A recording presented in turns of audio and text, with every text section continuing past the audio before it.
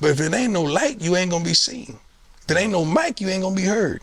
And that's one of the problems that we have with HBCUs. Mm-hmm. So I wanted to bless you. I wanted to be with you. I wanted to enhance you. I wanted to help you. Because success ain't success without a successor. So we got to help one another, and brothers got to do this. I can't be standoffish when I see some hungry dogs out there trying to eat. I came here because God called me collect, and I accepted the charges. My graduates from my school being Forbes, bag drop. Bag drop. A mic drop. Bag drop. Bag drop.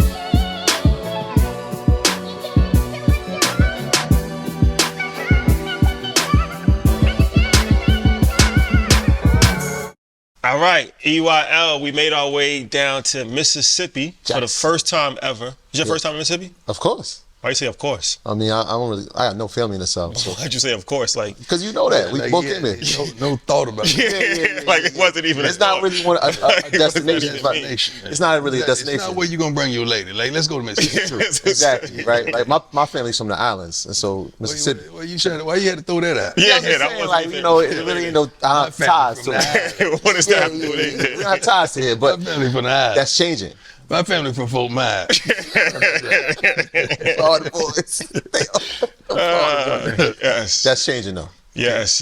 So we here with Coach Prime, one of the greatest ever in a variety of different aspects. A real GOAT in the game, and somebody who I drew a lot of inspiration from as far as cultural influence. I was talking to Jalen Rose last week. My dog. Shout out to Jalen. Good dude. And I was telling him how much the Fab Five meant to me. Yeah. It meant a lot. Yes. You know what I mean? Like outside of basketball, but just the culture. Yeah. What they changed wore, the game, man. They changed the game. Similarly, you did as well. I remember playing Madden, I think, 96? Something like one of those Madden games. And I would play with you, two-way player, San Francisco. Atlanta first. Well, yeah, but San Francisco, I think he had a higher rating. He might have had a higher rating. I don't know how. It was same game, just different name. Yeah, different team name, same game. Another thing, I'm glad you brought up Jalen, because when he says, there's very few people that can they can go bigger than their sport, right? Like, even when they stop playing, how will they be remembered? And so, like, you've managed to do that. Obviously, like, we grew up on prime time, and we grew up on the championships, and we grew up on the two-way. Like, I'm a Yankee fan, diehard Yankee. I remember the Yankees when you were playing there, and you've transcended the game of football. Well, I appreciate it. To a sense where it's like, you became a pop icon. The Nike, I still remember the Nike sneakers coming out, and we had to have those. Can't forget the rap video. But this is a little known fact, right? It was a hit too, by the way. Nah, go ahead. Don't forget. Must be the money. Must be the money. Must be the money. It's a hit. That's a hit. It's a hit. Don't leave that part out. But this is as a diehard like sneaker fan. Like I remember, I'm a Washington fan too. I don't want to say that too loud. But you were like one of the first guys I ever saw customize your Jordans. Yeah. You had the patent leathers, but you put them in maroon. Yeah. It was you and Randy Moss. Yeah. Early on. Yep. That's when I was on the probably end my contract, and that company didn't want to really take care of me and make my own shoes. So I called MJ, and he said, "I got you. Don't worry about it." Nah, and it was the dancing too. That was. I still got that. If you look, this is real. I could do the move. I usually keep this apparel on, but since I knew I was coming, I said, "Let me go championship." Man, I appreciate it. I had some wonderful memories in that there. Wonderful. One of the greatest secondaries ever assembled. I think I can name them. Go ahead. Then you're going to put me on the spot. All right. You? True. Eric Davis. Dog. Hanks? Yeah. Hanks? Dog. This is a tough one.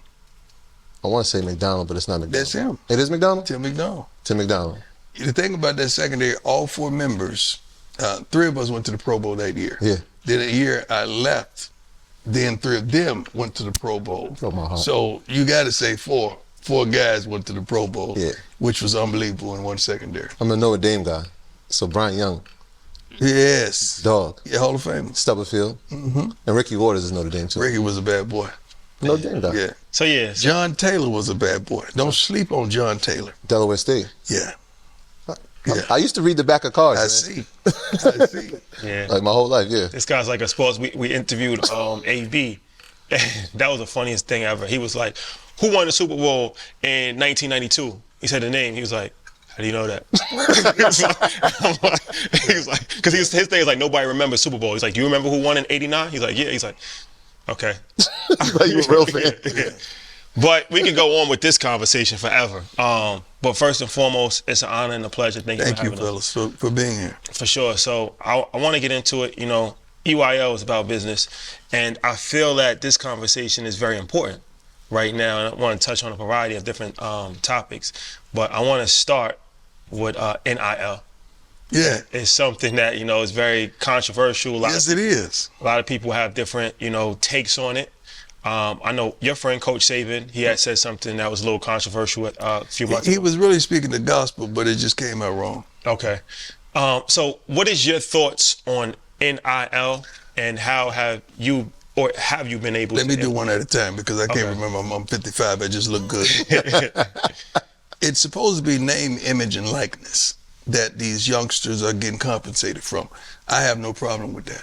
I like that. I think they should be compensated, but it needs to be name, image, and likeness. So when we say name, image, and likeness, that means I need to see you endorsing something, right? So when you hear about these crazy figures some of these college athletes are getting, what do you see them on? I got time. What? Maybe one guy, a quarterback from Alabama, and my son, you know, who has quite a few endorsements, but really you have collectives. That's what Coach Saban was saying. You have collectives who's gotten together, which is another name for a bunch of handsomely compensated boosters, gotten together and put money in a pot and say, okay, we got 20 million here. Coach, here you go, do your thing. So the coach said, well, let me go get this guy right here. I gave him one. I give him 500. I give him. That's not name, image, and likeness.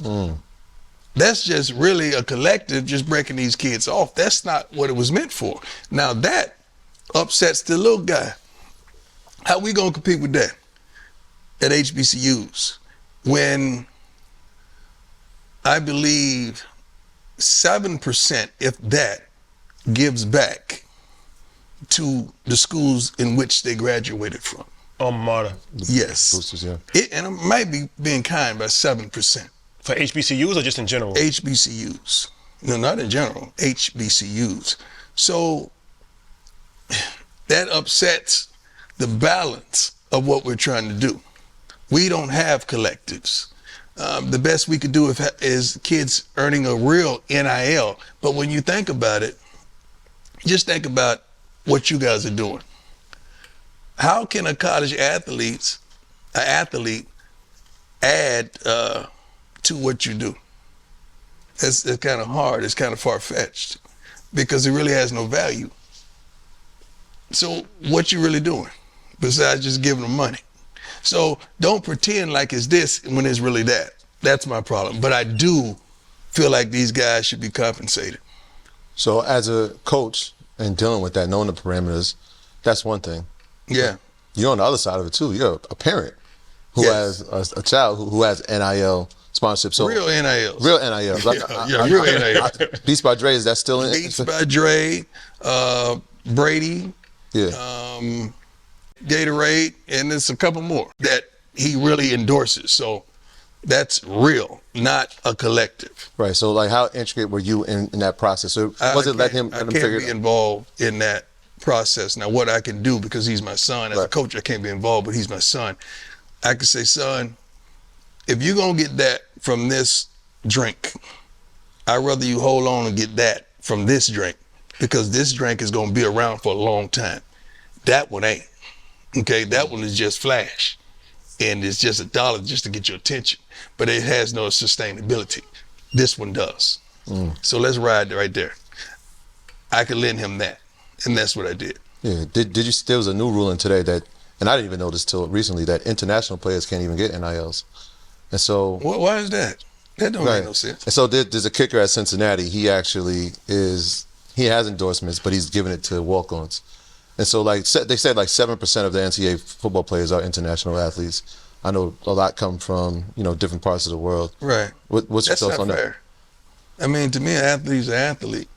whether, no matter where he derived from. Athlete's an athlete. He's still going through the same trials and tribulations as a young man. He should be able to be compensated just like the others if he's going through the process that the others are going through, and that's being a student athlete trying to secure a degree and trying to secure his place in life.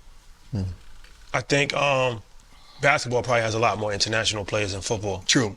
But in a perfect world, what do you think a better solution is? Do you think that athletes should just get paid? Football and basketball players should you get paid? Yeah, but then just say you say everybody's going to make $5,000 a month. Okay. Now you got to figure out where's the hustle going to be. So now is that coach going to just recruit certain players that may be not good at all so that he can say, you know what, I'm going to sign you and I need a couple off that $5,000. You know, it's always going to be a hustle somewhere. You got to find out where it's going to be so you can eliminate it. Yeah. And then if I'm a coach and everybody's getting $5,000 and you ain't contributing nothing, you don't even want to be out there, you're not going to class, you're not working hard on the scout team, you're probably on the scout team if you ain't working hard, and you really don't want to be out here. So how long am I going to allow that? So then I got to be able to cut that off. And see, another thing that you don't understand with NILs, suppose you're a guy that come in from the outside. We got a machine going right here, and I grab a receiver, just name a school, any school. Florida State. Florida State. I grab a receiver. That's not a good name. that could come back to bite me somewhere. There's Slippery Rock. Slippery Rock. Yeah. We grab a receiver from Slippery Rock that's nice with it. Yeah. And we pay him a meal. So first of all, he's making more than my coaching staff.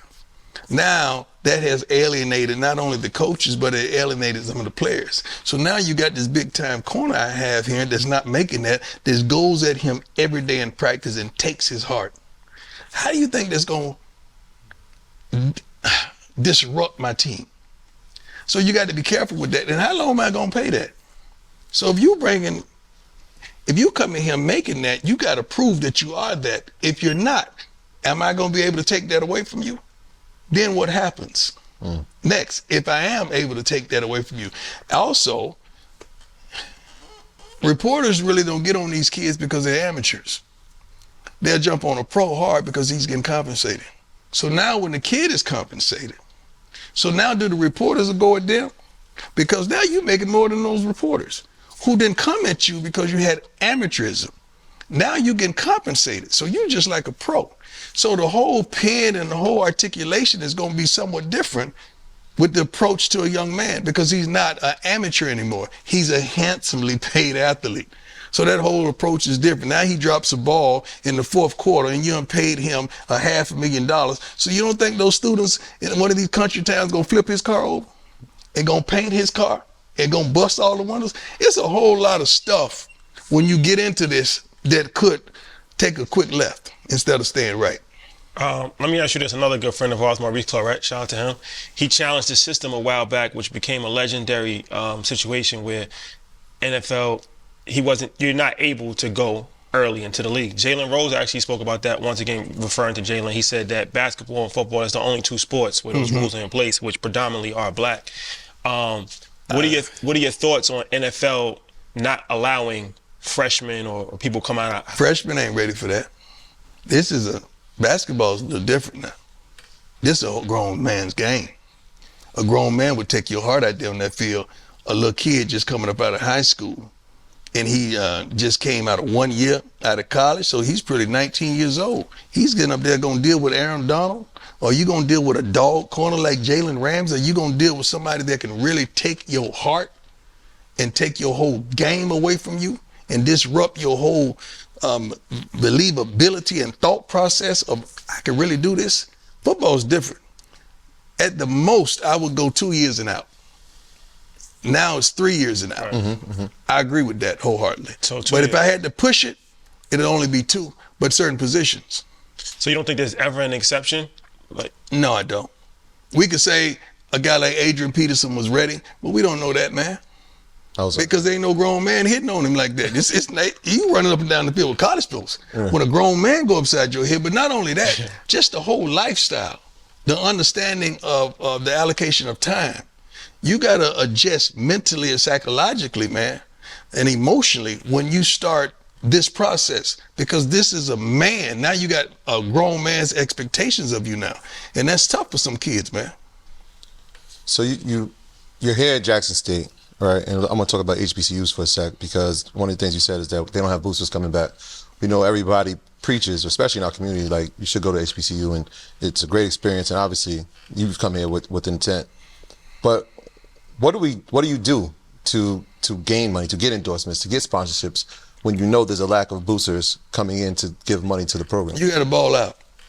You got to ball out, and you got to be so recognizable, so different. You got to be so passionate and so alluring and attractive that your aura and your je ne sais quoi, you have that attractability. But that's hard because there ain't no light. See, the only reason they're showing us right now because it's light and there's cameras. But if it ain't no light and ain't no cameras, how you gonna be seen or heard or noticed? So thank God we're doing what we're doing, and you're giving me this wonderful platform, because now we're consistently shedding light. But if it ain't no light, you ain't gonna be seen. If it ain't no mic, you ain't gonna be heard. And that's one of the problems that we have with HBCUs. And we just gotta do better, man. Yeah, I wonder, did you come in here with the intent, let me shine light? Because I'm sure, obviously, your high school record was incredible, right? With True Sports, you had 4 state titles. I don't want to get any 4 state titles, right? Yeah. And so I'm sure that there was other offers throughout the country. True that. But you came here. I came here because God called me collect, and I accepted the charges. So with HBCUs, you got to perfect before you package. Everybody want to package and they ain't perfected. So then everybody find out your flaws in that light, and then they don't come back. We hollering, we want bigger deals, we want to be on TV. How we want a bigger deals, we want to be on TV, and ain't nobody in the stands? How? Ain't no names on the back of the jerseys. The whole thing is just chaotic. We got to bring solvency, and we got to bring unity where we try to do those things that we desire to do, and that shed light on everything. Because some folks ain't ready for the light, man. You know, when I was like 7, 8 years old, man, we had roaches like crazy. You come home late at night and turn on that light, yeah, they scatter. Yeah. We don't need to scatter as an HBCU. We got to be ready. So we're not ready right now. We're getting there, but right now, we're in that stage where you poke the holes in the pot pie and let that thing cool off a little bit. That's what we're doing right now. We got to poke the holes and let it cool a little bit. So let me ask you this: as far as social media, I think that you've done a better job than anybody I've ever seen on a college level of embracing culture and really, like you said, the spotlight, the cameras. Social media is like the great equalizer. Yes, it is. So when you bring people like Gillian Wallow, shout out to him. Yes, my dog. Yeah, Michael Vick, Warren. Yeah. This has actually become like a vibe, like a cultural epicenter. Like you have to come to like Jackson State to like, you know, come. To just see it. Just to see it, meet the players, like it's become something like, so talk about like, was that your idea or was that your son's idea? No, that's definitely my idea. What my son does is we work in unity with my gifts and his gifts. He ain't no joke with that phone in his hand and that camera. And just his excitement for his brothers. And I'm like the director.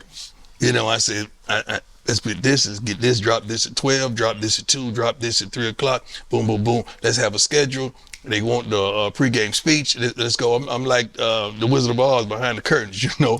but he does his thing, and he's so talented and unique at what he does, and he loves it. He loves it, and you could hear him laughing and yelling, you know, sometimes when the plays are being made. And I said, you have an uncanny way of knowing where the ball is going to go all the time. I don't know how you do it. I mean, he's like right there, and they're running right to him. And he does all this on a cell phone. Yeah. I mean, no high dollar camera. All this stuff is on a cell phone. That's the best content. As a content creator, and it is a great equalizer because now you can go viral on a cell phone and create so much content. And like I said, I feel like you understand culture enough to know, even you doing this conversation with us, like it lets me know that you're understanding what's actually going on. You guys are breaking though, man. You guys are, you guys are like, you right there. Yeah. You about to, You like that popcorn that's just coming out. It's about to come. So I wanted to bless you. I wanted to be with you. I wanted to enhance you. I wanted to help you. Because success ain't success without a successor. So we got to help one another, and brothers got to do this. I can't be standoffish when I see some hungry dogs out there trying to eat. Appreciate I got to help you eat, man. Appreciate that. Thank you. But yeah, like, I just really wanted to say that kudos to your son, because I haven't seen any other college or even other sports, professional sports team utilize social media the way we have no budget for it. Yeah. We have no budget. If you understood what and I know you're gonna do your homework and put it on the screen for me, please understand what a Power 5 recruiting budget and just overall budget for football and what our budget is. You're gonna laugh your butt off. So when we do these type of things, it's all recruiting for us. This is how we recruit. So when we show you the pregame speeches, the postgame on the field, practice and playing the music, and this is bringing Dolph's whole clique in, the paper route boy. Yeah. When we doing all that, man, that's recruiting for us, and it's free. It's free, Exactly. and that's the way we compete.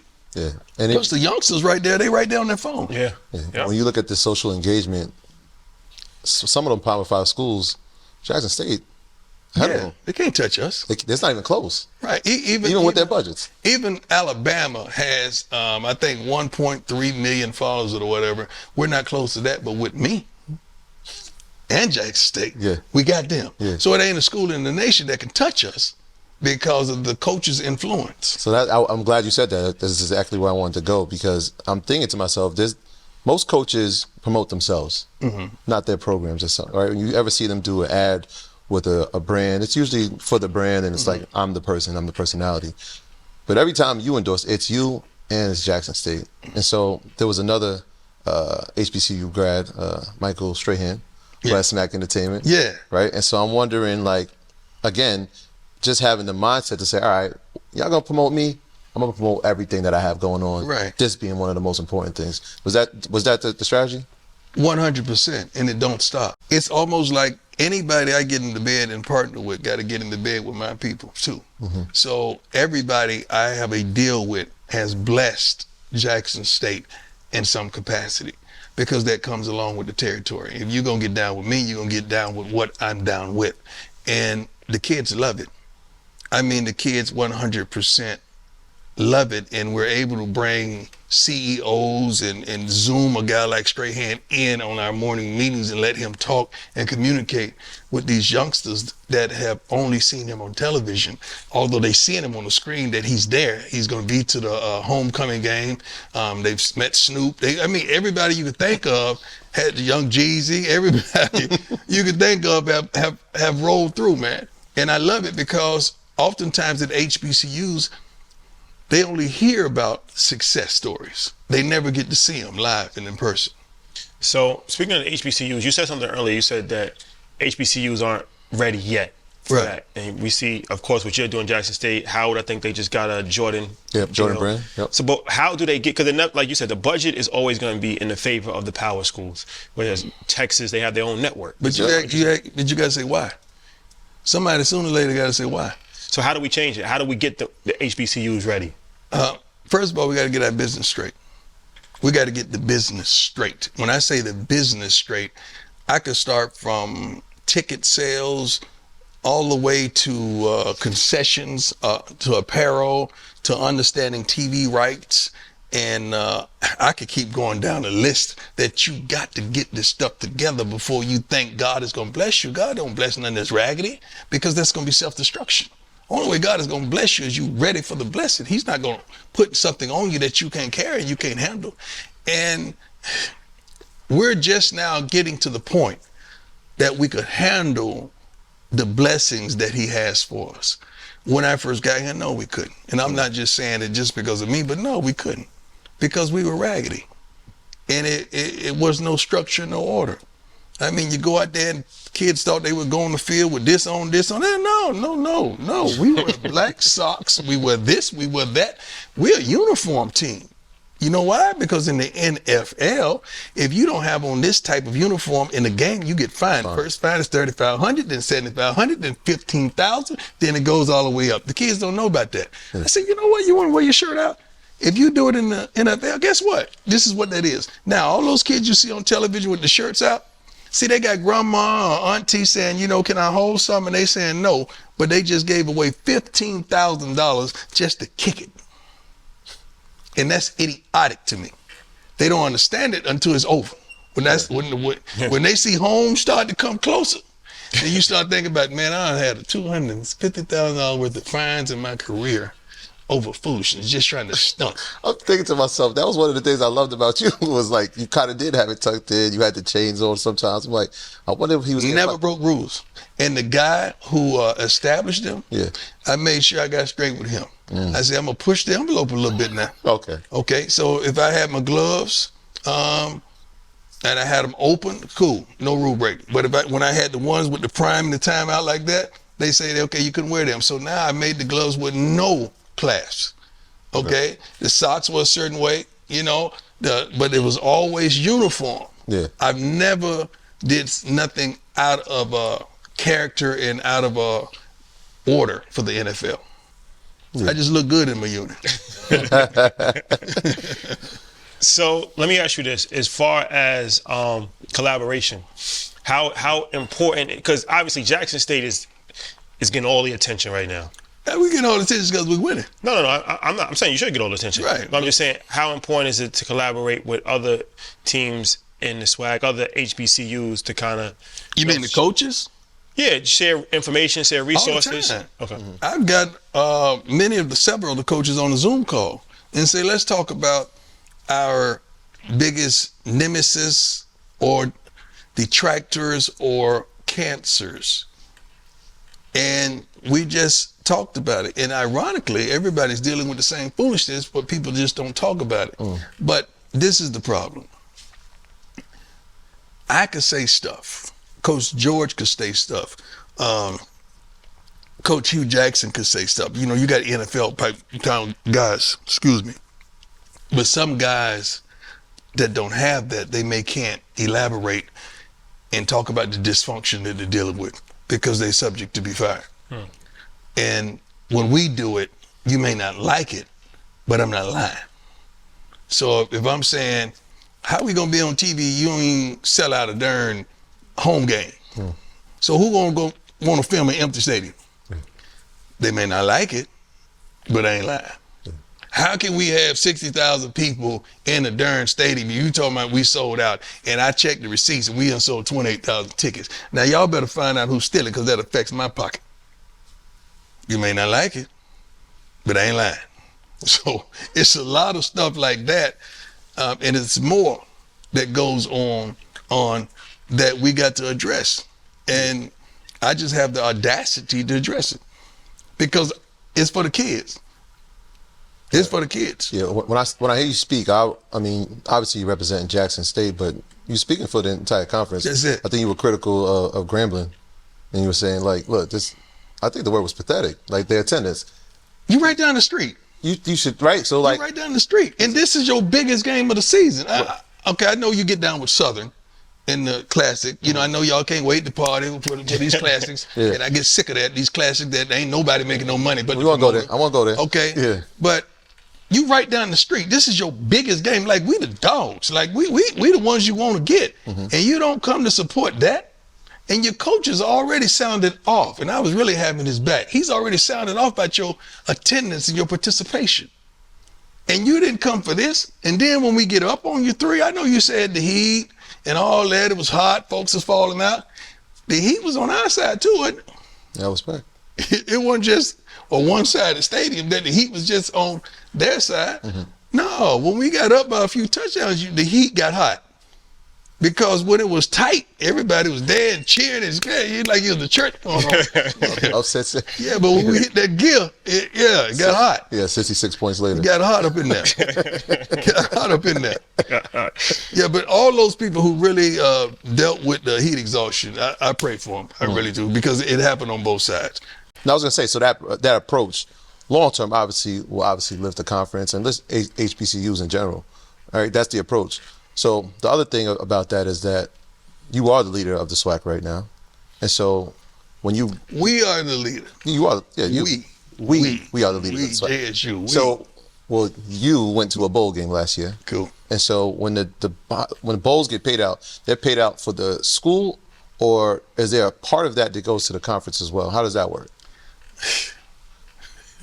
You good. You good.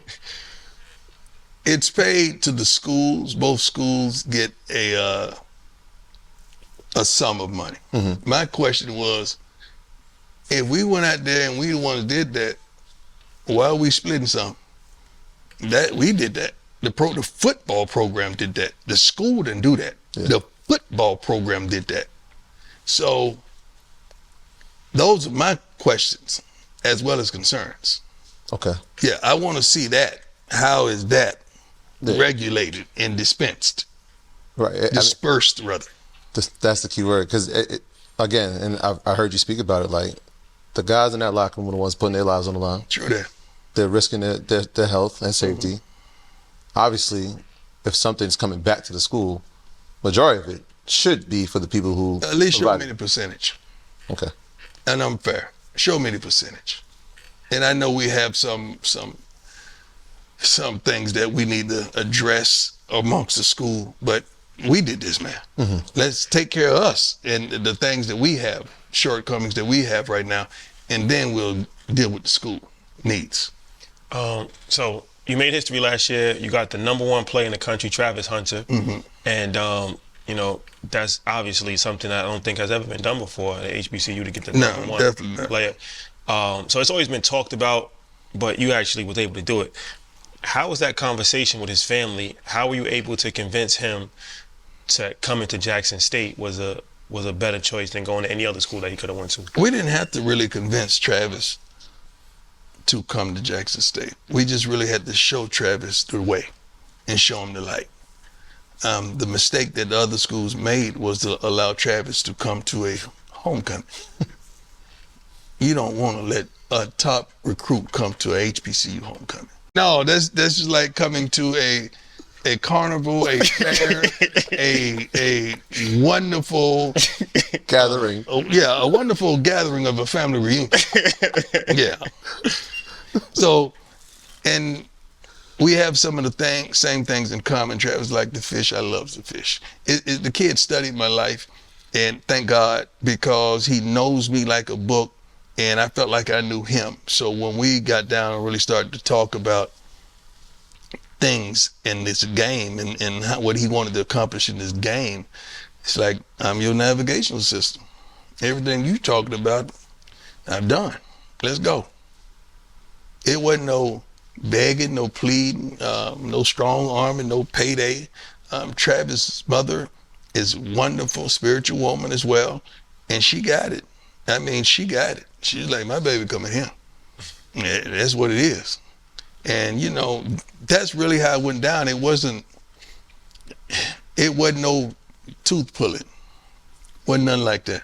He wanted to be here, and we made it possible for him to be here. Well, I'm sure a lot of players, what better to learn from than the best? Right. That's an advantage that I don't think anybody else really has. So I'm sure that's very good for recruiting. If they're looking to take their career to the next level, they can learn from the best that's ever did it. Yeah. Not only on the field, but off the field and in life. So Travis watches everything, man. Like, you can't do nothing without him. We were sitting in the training room together today, just sitting on the table, and I was going over my foot, and he was doing his ankle. I said, you know what, dog? You give me your left leg, and I give you my right. And we a whole dog. So the nickname is Baby Prime. Who, Travis? Yeah. I never heard that one. He just made it up. So I'm wondering, because I've read that you said this, maybe you didn't, that he's at this point of his life, he's better than you. Yeah. Which is, I've never heard people talk like that. No, I'm not, but I'm not lying. I wasn't nearly the athlete. I take that back. I was the athlete, but not straight football. I had other things that I could do really well. But at the football player, he is way farther than I was. Like, Travis came in ready to take the opposing team's best receiver right now. Right now. He's already ready for that. He's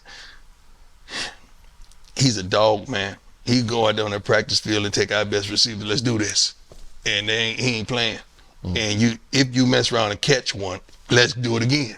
So that's how Travis gets down, and he mentally, and he wants to learn. He'll grab me, coach, come over here and just watch me in 7-on-7. I said, dog, I can't just stand on the side and watch you the whole time. I got to watch the whole team. Well, just watch me for a few plays. I mean, that's the way he wants to be great. Yeah. And I love that about him. And he ain't no joke out there on the grass, man. So he's obviously has projections to be a pro. But the thing about it, you're right. But on both sides, Travis is just as good a receiver as he is a DB. That's what I'm saying. Okay. He is unbelievable. He gets that ball, man. That ball is a magnet for him, man. The kid is a freak. Well, that's one of the amazing things about you is that you really could do everything. Like, as far as special teams, wide receiver, cornerback. We didn't even talk about baseball. That's a whole different conversation. Yeah. But that's not. Oh, track and field as well. Yeah. So that's not easy to do in today. You don't really see too many people doing that in today's game. Well, they don't talk the kids out of it, because now you got this coach who's getting handsomely paid by this high school or the 7-on-7 team or this AAU team that's telling that kid, hey, you need to just focus on this, boy, and you go all the way. No, man.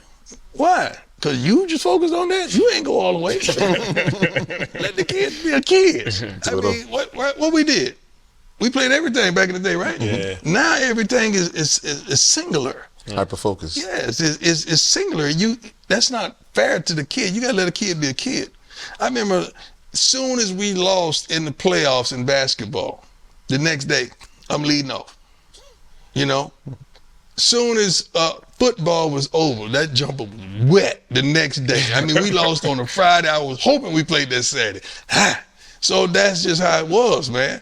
So nowadays it's football, basketball, it's all year round. Sports are all year round now.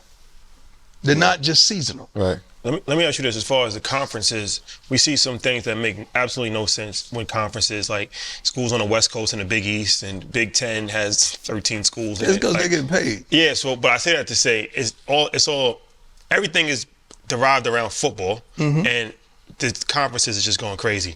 No, they ain't. They're going money. They're going business. So I say that to say, is there ever any way possible that you foresee Jackson State being in a power conference at some point in time? I would like to see that when we're ready. We got to be ready. Now, when you start jumping conferences, and I don't want to just jump to no baby conference. If I'm going to jump, let's bungee jump. Let's do the doggone thing, okay?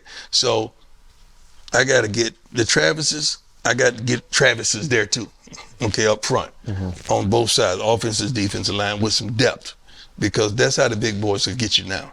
They can't mess with you on the skill position, because we got a quarterback that can spin it. We got receivers that can go, DBs that can go, linebackers that can bang and cover. Where they get you is right here in the trenches. Because Linemen. Now when they rotate. Yeah. And they got 8 heat-seeking missiles coming, and you may have 4. So sooner or later you're gonna wear down. So you got to beef that up if you want to compete with the big boys. But you would like that, or be open to it. I want that. Yeah. I mean, I want that. What conference would you want to be in? I know It don't matter. A conference that is gonna SEC? make sure that we don't have a struggle no more. Because everything is a struggle. Everything is not enough. Everything is less than. Everything is like thereof. It's going to be a conference that can put the whole school on, that we straight. SEC would be big. It could be Big 12 too. I mean, if it's in that SEC is like SEC is the biggest. This is the biggest, and it's But tough. you got to understand, when you start talking like that, you got to answer with a housing. And so that was. So you got stadiums. You got to have all the that. facilities. Yeah. Ain't nobody. Come on, man. Yeah, I want to get to the facilities, but I want to talk. SEC coming here like this. You said playing the big boys, and I know one of the things you touched on recently was the money games. True. And the disparities in that. Can you elaborate and explain to people? Because when we see let's pick a random school. Let's say you guys play Alabama. No. So you just saw Alabama State Right, Alabama play State. against UCLA. Right. Okay. Big dog. I don't mind that. But tell the kids what it is. I'm playing for money. I'm playing so that we can pay for this, pay for this. Don't act like you got a chance, because you know you don't. And then if you playing for money, do real business. So you getting 500,000 or 590,000, whatever was reported. Won't you call and check and see how much a charter flight is, 2 charters, because you got one for the team and one for the band. Okay, going to California. Now you got hotels and all that, all those accommodations, and probably 2 nights of food and all that. That's probably 6 meals. That's going to be an upward of 700, 800 to $1 million. But you're getting 590. So you took a L and took a L. Going and getting beat down. Literally. Yeah. So to me, if I put my kids in a situation where there's no win and is detrimental to their health, I'm selling them out. We big on that terminology in African Americans. I'm putting you in a situation where I know you're not gonna win, and I'm not even getting handsomely compensated for it. That's the problem. But you have the same situation when another school goes to Nebraska and play, and they get 1.4, 1.7. Another school goes to Penn State or go to one of these other schools, and they get 1.5, or they get 1.3. They're doing better business. right. To me, isn't the value not in the school that could beat me, it's in the school that I'm gonna beat. Because I really just played a setup game just to beat you, right? If I'm paying you, that means I need to whoop you. Yeah. Right? When a boxer pays another boxer, they paying him to what? Whoop him. Mayweather ain't gonna pay you if his purse is 20 million and he paying you 15 million. No, he's gonna pay you significantly less because he know he gonna whoop you. Yeah. It don't make sense to me, man. The numbers just don't add up to me. Yeah. That's a problem for me. So who negotiates that from the It has to be the AD. The AD does it. Yes. Okay.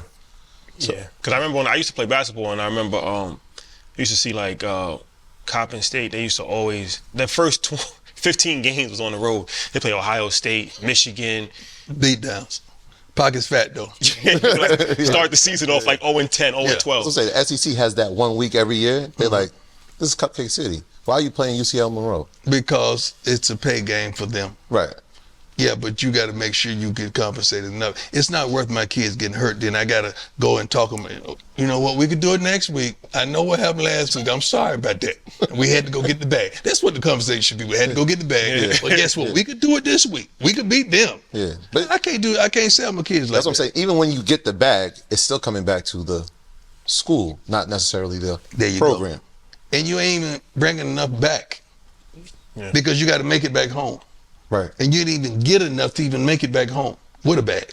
And at some point, a conversation has to be had about funding for these schools, especially the state schools, because it's like why a lot of these, Ohio State is a state school, like Florida State's a state school, but why the black state schools never get any money at all? Enrollment. You got to talk about enrollment, and we got to stop accepting whatever they give us. They can't just throw no money at you and you say, oh, thank you. No, man. Stop accepting the foolishness that they give you. If you accept peanuts, they're going to think you're a monkey. Sooner or later, you got to stop dancing and clapping for the little dimes they're throwing in your plate. And you got to demand we deserve more, and this is why, and it's documented. So one of the things you talked about, obviously, is the facilities. If we're going to grow and win, and with winning comes success, comes more money. I know even like here, when you came here, this room we were sitting in did not exist. No, it didn't. Right. So the practice field did not exist. Did not The other exist. practice field did not exist. None of this existed, and we're thankful that we have an AD that knows how to fight, and we partner and we communicate and we articulate to one another the needs and the thoughts and the process of getting them. Yeah. And then I got partners Right. And who help. And then one of the things that kind of got glossed over was like, even when this wasn't ready, Coach Prime said, look, take half of whatever I'm making, make it happen. Yeah, I had to finish. Get it done.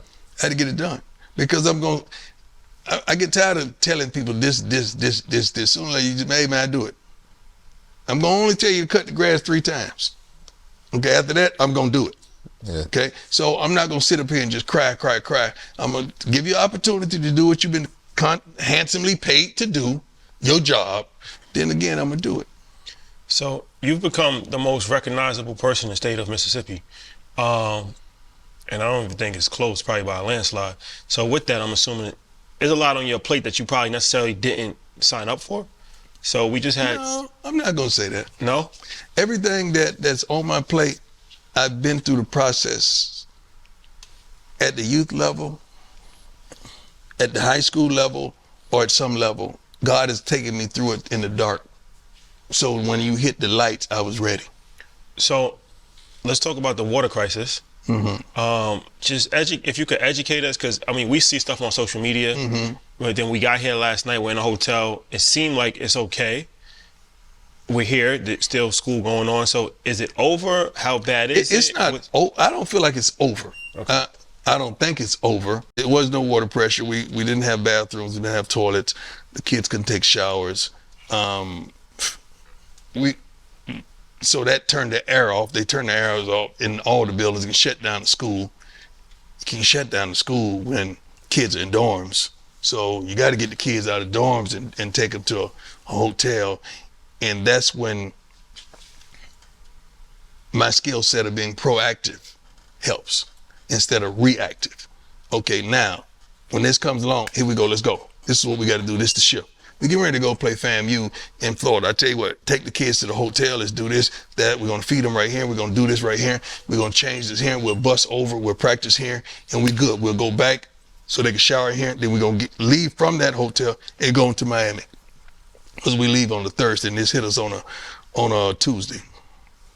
So we good. Now, while we kicking butt, I ain't even, the night before, hey, we're gonna kick their butts. Where my kids going when we get back? So you got to forward think about that. I have that notice to you the morning of the game. So 11 o'clock, hey, where my kids going when we get back? Oh, we already got them straight at this hotel. They'll stay there until all this stuff is lifted. Cool, we straight. Let's go. Because it's always about the kids. And I got to make sure they're straight. How's the community doing? Jackson is resilient, man. Jackson is some tough people. It's some way makers, man. It's some prayer warriors. It's some good folks in Jackson that all they need is hope. And thank God that's what we're instilling in them through our play, because we give them hope. Because you see, Jackson, man, this is the state's capital. And we having crises in the state's capital. We having the foolishness in the state's capital. You see the roads and the streets it's like you in a darn roller coaster in the state's capital. It shouldn't be like that, but it is. Yeah. But they ain't crying. They saying, you know what, let's proceed. We're going to proceed with caution, but we're going to proceed. And that's how the city of Jackson is. They're resilient. And I appreciate them for that. And they're thankful and appreciative bunch of people. I can't go anywhere in town without white, black, Hispanic, Asian, whatever. Hey, Coach Brown, thank you. Thank you, thank you, thank you, thank you for just what we're doing here, not what I'm doing, but what we're doing here, because we instill hope and we instill that, hey, you can make it. You can make it, just hold on. Yeah, I think the economic impact of you being here in 2021 was, I think, $19 million was brought to the city. 30. I was gonna get to this year when they have it estimated over 30. Mm-hmm. You got at least tippers though. Wasn't no tip. When the waitress serves you good food, when the waitress serves you, don't you supposed to tip? Common courtesy. It wasn't no tip. Common courtesy. Give me a tip. At least. Give the program a tip. At least. That's all I need. I was over there, Fred. I was over there. I ain't asking for much. I mean, I was over there. Somebody sit down with me and let's talk about this. You know you brought $30 million into the city. Yes. Tip us. 20%. 20%. I take 10. Give us 10. Yeah. It's going there, but okay. Yeah, I mean, that's a lot, right? That's a lot for I mean, a program which obviously you were the cornerstone of coming here and having that impact. I wonder how much say, or even do they come to you and say, what can we improve? Not just on the campus, but in the city. I go to them. Go to them. I just met with them a few weeks ago. And I said, look, it's something we should be able to do together, because we're bringing you true economics, and you know we are. So let's get together and figure out how we can help one another. So if we brought you 30 million and we didn't even communicate, we may be able to bring you 45 if we ever sat down and talk and discuss business.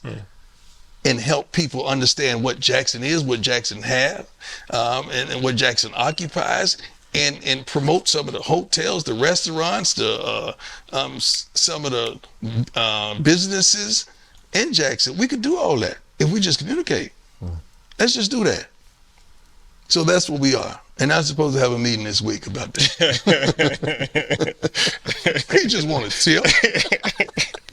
That's all. Let me ask you this. As far as being a leader of young men, how has that been? Because obviously it's not easy dealing with, high school is one thing, but college is a whole different animal as far as, kids is living on their own for the first time.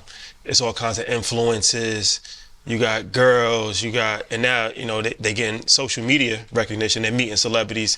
So how has that been as far as dealing with the young men? Let me answer the question first. You said being a leader of young men. It's hard to be a leader of young men when you haven't been a leader of older men. I've been a leader of men. So being a leader of young men is just another level. And I'm truly prepared because I'm a real daddy. I'm a real father, and I take fathering serious. So when I'm looking at these young men, I'm sitting up here and Shador's there, Shallow's there sometimes, and sometimes he ain't. That was some truth I just spit right there. But I try to get to know them at some point in time personally, so I know what I'm up against and how to communicate. I can't yell at him, but I can yell at him because he needs it, because he grew up in a single parent home, and mother and babied him all day, and he needs to hear a man's voice. He don't really need to be scolded and got on because he come from a dual parent home. All he needs is direction.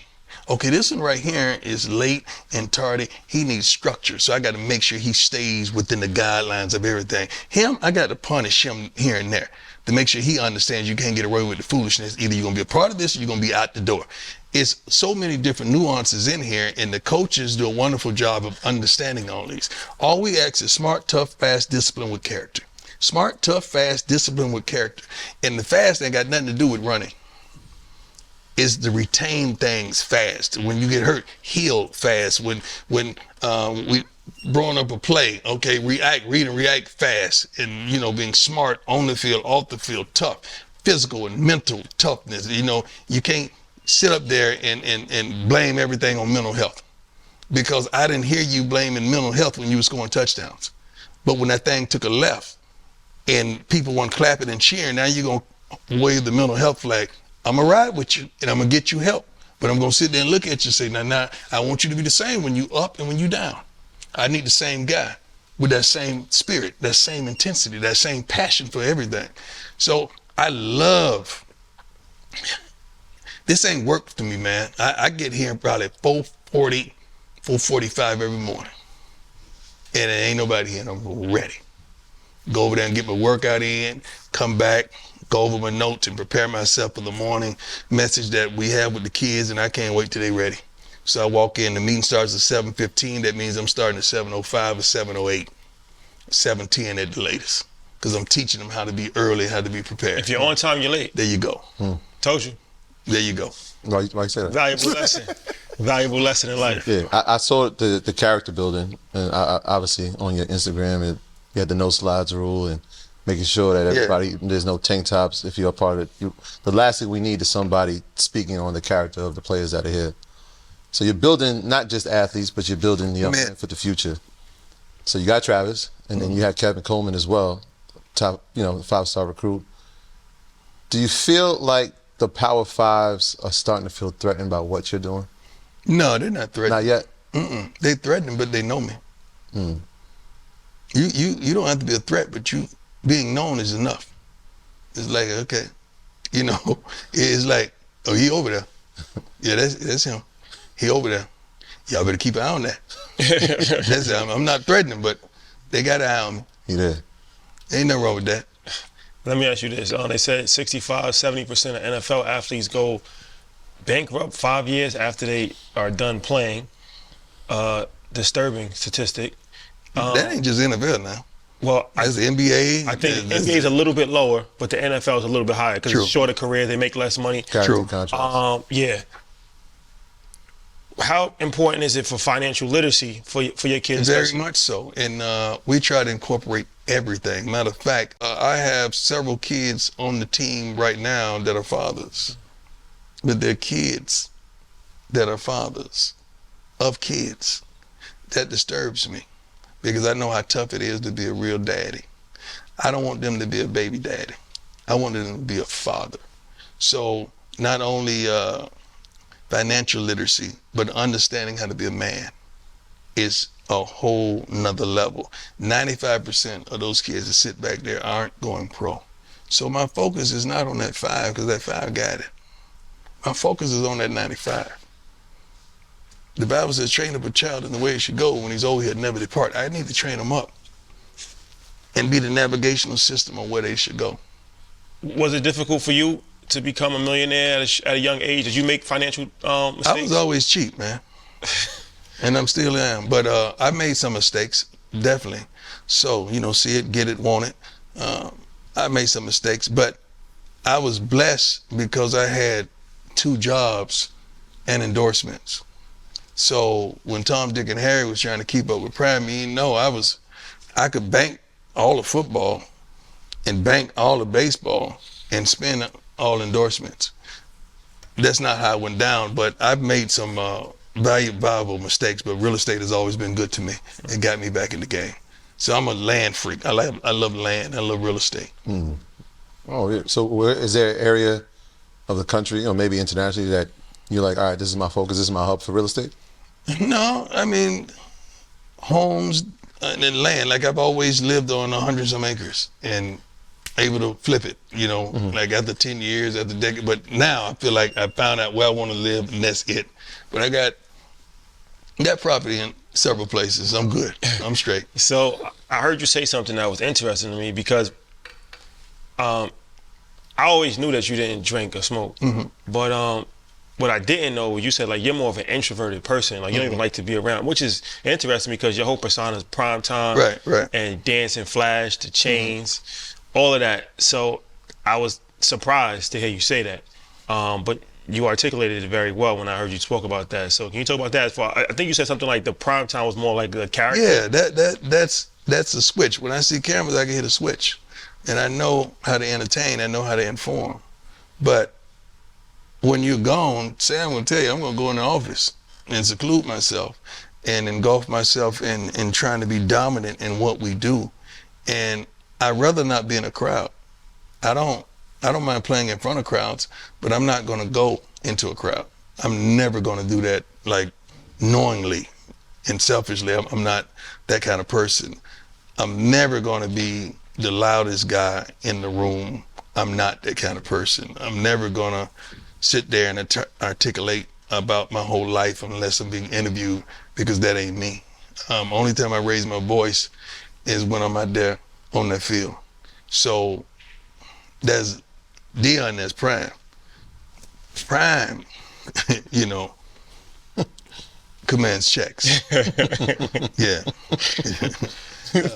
Deion makes sure Prime is on his job and make sure he's straight. Checks and balances. Checks and balances. Checks and balances. They both need it. Absolutely. Yeah. You talked about the power of relationships, and you spoke about some people who've come to the school, obviously, former NFL players, but you also started to bring in NFL coaches. Yes. So can you talk about the importance of that? Because when you have that type of character and you have that type of mindset, it spills down to the players. Now they can coach at an NFL level, whereas they didn't have to go to a big school to do it. They can come right here and do it. Can you talk about the points of that? That was tremendous for me when I comprised a staff. You got to understand now, you take a Power 5 job, it's a totally different game because your staff has to be at a certain level. You take a HBCU job, it's another thing. Not only your staff have to be at a certain level, they got to be relatable to these kids. So when I'm able to go divide my staff up and say, okay, I got 4 guys from the NFL, I got a few guys from college, and I got a few high school guys. That's unbelievable. because it's all relatable. We got guys coming out of high school, going to college, want to go to the NFL. So I got guys that can touch them in every aspect of life, and being able to sit them down with a guy who has a plethora of years in the NFL to talk to them and say, this is how it is. What coach is telling you is 100. You can't do that foolishness out there because they just gonna cut you and it's gonna be over. So having that knowledge and having the audacity to be able to call a guy. One linebacker was talking junk about who he was, what he was. All right, let me ask Ray Lewis, okay? Ray, man, can you tell this fool what I'm, it's like that. So when you have those type of relationships, and I've done that several times with some of my friends, just to show these guys and put them on the screen in the morning and let them see, touch these guys with Michael Irvins and some of these guys that are phenomenal. And like, dang.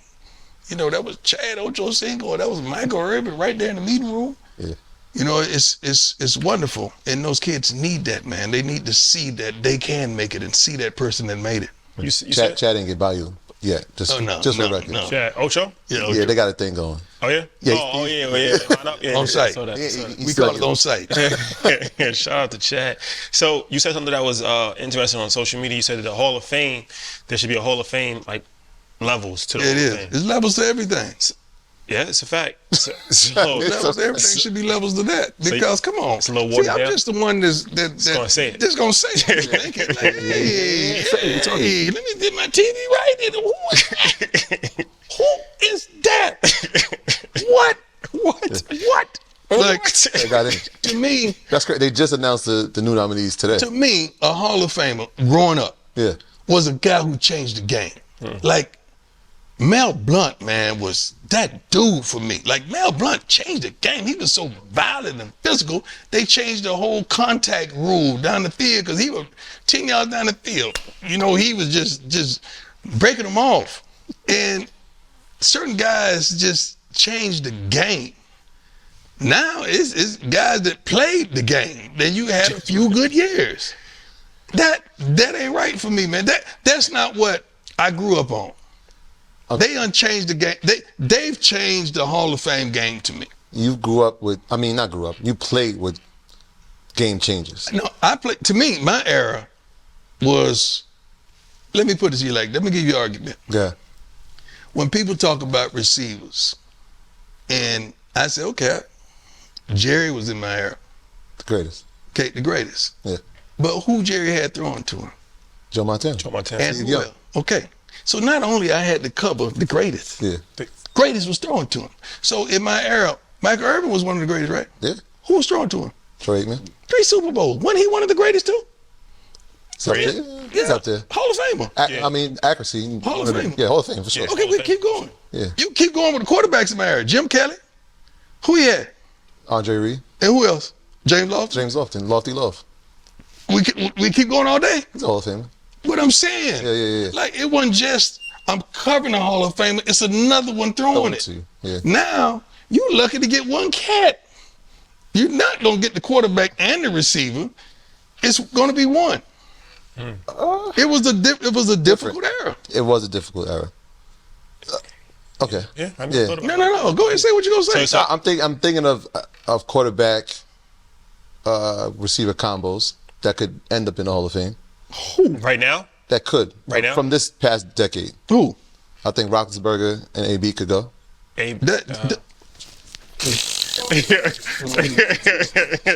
Just based on stats. Based on stats for the first 8 years. No, I'm good with AB.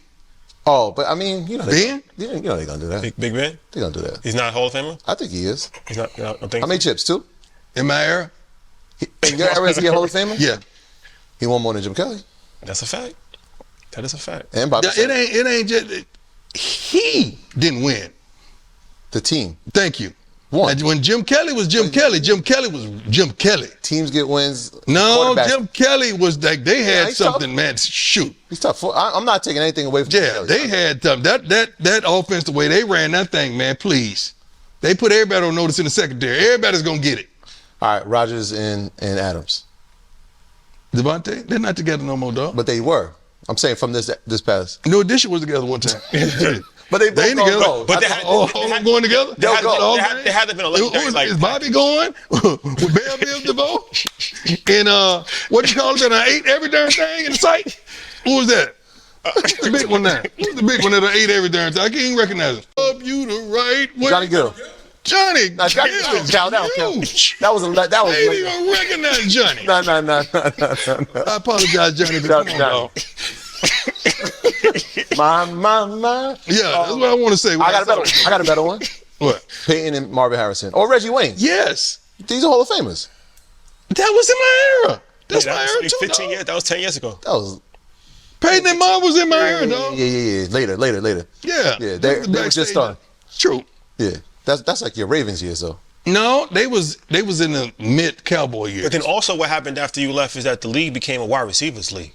And all of these wide receivers became the face of the league and they started becoming yeah, they It's really always did. a quarterback's face. Well, it's a quarterback, but I'm just saying the but wide they receivers still don't became have the like. If you went back, they don't have the numbers.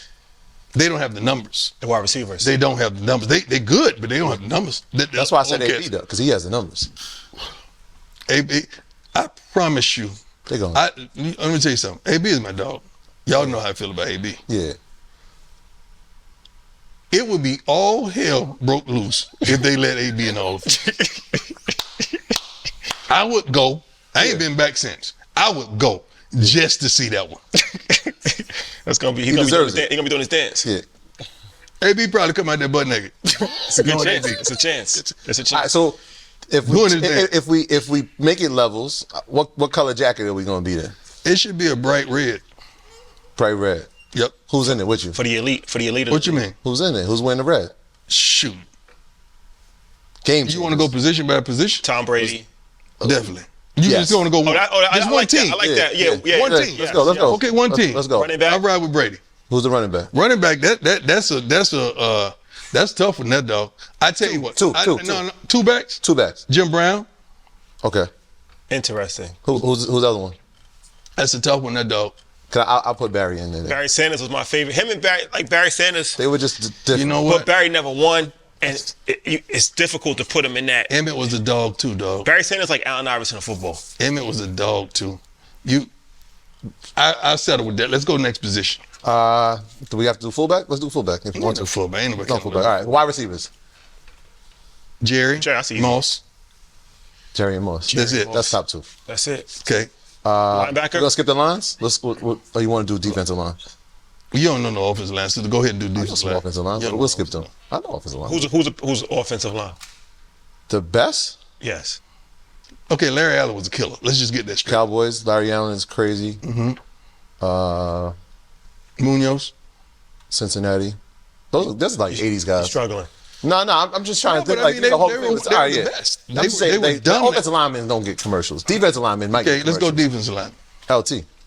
True that. That's where you start at. Of course. He's a line. That's he's a where lineman. he's in. Yeah, he was in. changed the game from linebacker to rush. Reggie White. Okay, we'll take those two. You got two more now. Inside? Oh, Aaron Down. Already? Yeah. Ever? Yes. Ever? Yes. Over Sap. Yeah. Yeah. That's a tough one now. Yeah, but this dude's a beast. It is. That's a tough one. No, he's a beast. Yeah, but Sap was a beast too. That was a beast, and then he wasn't a beast for a little. What about? Yeah, because he. Yeah. I ain't gonna say Okay. that. Okay. Okay. Linebacker. Oh, you got one more Ray linebacker. Lewis. Ray Lewis. Ray Lewis for sure. Who's the other? My favorite linebacker. You have to go old school. Game changer. You have to go old school. Are you gonna say Buckets or Singletary? What are you gonna say? I say Buckets. Okay. All right, here we go. Cornerback. Yeah, shoot. I mean, outside of you. Who's the other Let cornerback? me turn my back so y'all. Fought my You don't back. even have to have a vote for that one. Who's the other cornerback? The other cornerback is Mel Blunt. Who said you said that? You said he was gonna say that. Mel Blunt. Yeah. I thought you was gonna say Rod Woodson. Rod was more of a safety to me. There you go, dog. You did your homework. Did your homework. Okay. Even though you never seen him play, but you did. But you didn't know. Okay. So then we get safety. Can I get two? Free safety, strong Yeah, safety. you got to. All right. I'm gonna say the best that I've seen in my lifetime: Ronnie Lott and Ed Reed. I ride with you. I'm in the car with you. All right. Ray Guy is the punter. Yes. Special teams? Devin Hester. I thought she was going to say you, but I was going to say Devin Hester. All right. How is Devin Hester not a first ballot Hall of Fame? He's up this year, or was it last year? That was last year. That was an insult. Yeah, he definitely. That's what really triggered me. Yeah. You ain't put my boy in. Tight end? Tight end, the best tight end. Shannon Sharp? It's not Shannon Sharp. It's not Shannon Sharp? He gonna say Gronk. He's a. He gonna say Gronk. I might have to say Gronk, but it's Shannon Gronk. But I think it will be Kelsey. When it's all said and done? Yeah. But number of catches, the game has changed. But Gronk. But how many tight ends led the league in receiving yards? How many quarterbacks throw that much? Like All they do now. Yeah, now. Yeah. That's what I'm saying. Tony Gonzalez in the conversation, of course. Shannon Sharp. Yeah, but you got to understand. See, Gronk era, this is how great he was. Brady's era, they always won. Say they were always up. Yeah. Therefore, they didn't have to throw at the conclusion of the game. It wasn't tight. They was already winning. So he didn't rack up his numbers. And he got hurt a few times. Yeah, think about that. See, a lot of guys that catch a lot of balls, they losing too now. And they have to throw, and they getting their receptions. Yeah, the 2,000-yard rusher. If you want to see a great corner, watch a guy on a bad team. A great corner? Mm-hmm.